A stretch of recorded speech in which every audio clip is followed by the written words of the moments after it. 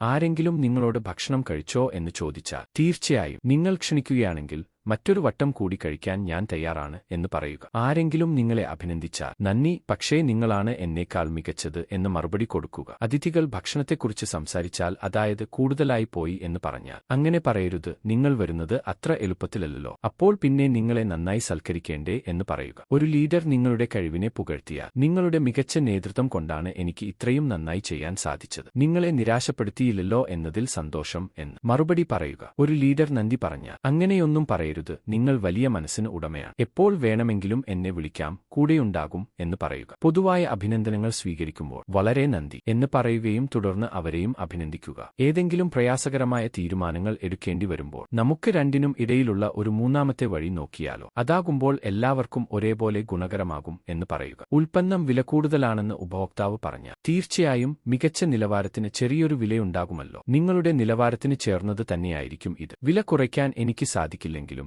ഏറ്റവും മികച്ച സേവനം ഞാൻ ഉറപ്പുനൽകുന്നു എന്ന് പറയുക. ഇതിനെക്കുറിച്ചുള്ള നിങ്ങളുടെ അഭിപ്രായങ്ങൾ കമന്റിൽ പങ്കുവെക്കൂ.